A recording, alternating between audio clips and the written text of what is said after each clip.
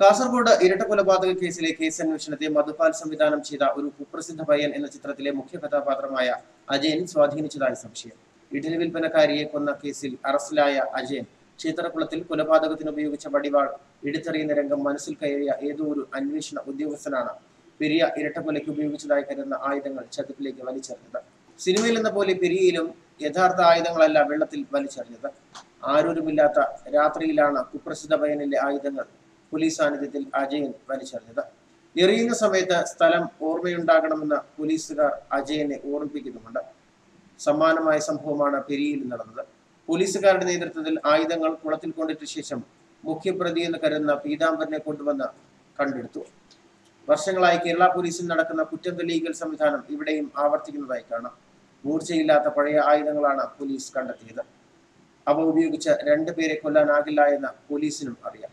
എന്നാൽ കൊലപാതകം CPIന് വേണ്ടി നടത്തുമ്പോൾ പ്രതി പറയുന്ന കാര്യങ്ങൾ സത്യമാണെന്ന് പോലീസ് പറയേണ്ടി വരും. ഇല്ലെങ്കിൽ പാർട്ടി കള്ളങ്ങൾ സത്യമാണെന്ന് പോലീസിന് ആവർത്തിക്കേണ്ടി വരും. മൂർച്ചയില്ലാത്ത പഴയ ആയുധങ്ങളാണ് പോലീസ് കണ്ടെത്തിയതെന്ന് പ്രതിപക്ഷ നേതാവ് രമേശ് ചെന്നിത്തല പത്രസമ്മേളനം നടത്തി പറഞ്ഞു. ഇതെല്ലാം പാർട്ടിയുടെ തിരക്കഥയാണെന്നാണ് ചെന്നിത്തല ആരോപിച്ചത്. ഉദുമ MLA കുഞ്ഞിരാമനും മുൻ MLA KV കുഞ്ഞിരാമനും സംഭവവുമായി ബന്ധമുണ്ടെന്നും ചെന്നിത്തല ആരോപിച്ചു. പെരുങ്കളിയാട്ടത്തിന്റെ ഭാഗമായി നടന്ന സ്വാഗത സംഘത്തിൽ 16,000 പേർ പങ്കെടുത്തിട്ടും MLAയും മുൻ MLAയും മാറി.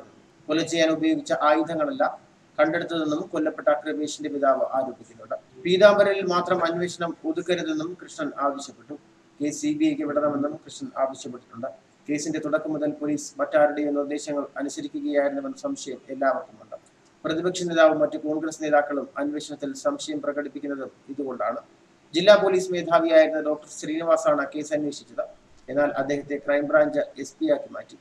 ഇതിലും അട്ടിമറിയുണ്ടോ എന്ന സംശയമുണ്ട്. ഇതിനിടെ കേസ് അന്വേഷണം ക്രൈംബ്രാഞ്ചിനെ ഏൽപ്പിക്കാനും നീക്കമുണ്ട്.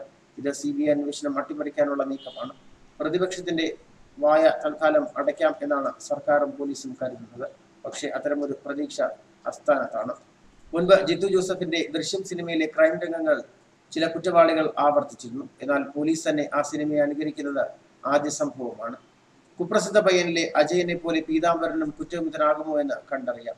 അതേസമയം യൂത്ത് കോൺഗ്രസ് പ്രവർത്തകരുടെ കൊലപാതകത്തിൽ 5 പേരെ കൂടി പോലീസ് അറസ്റ്റ് ചെയ്തു. ഇതോടെ കേസിൽ അറസ്റ്റിലായവരുടെ എണ്ണം 7ആയി. സംഭവത്തിൽ നേരിട്ട് പങ്കെടുത്ത 5 പേരാണ് ഇവരെന്ന് പോലീസ് പറയുന്നു.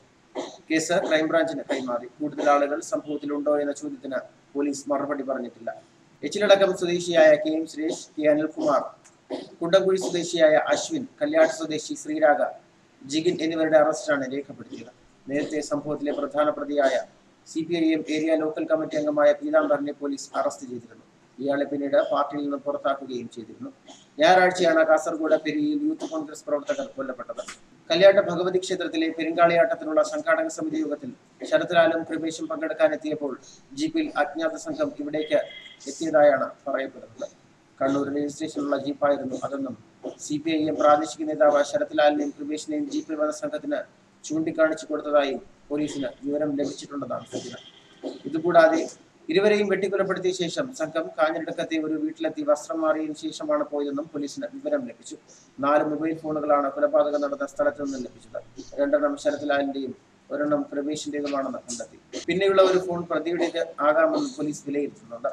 സൈബർ സെല്ലിന്റെ സഹായത്തോടെ ഇപ്പോൾ പരിശോധന തുടരുകയാണ്. ന്യൂസ് ഡെസ്ക് മലയാളി വാർത്ത.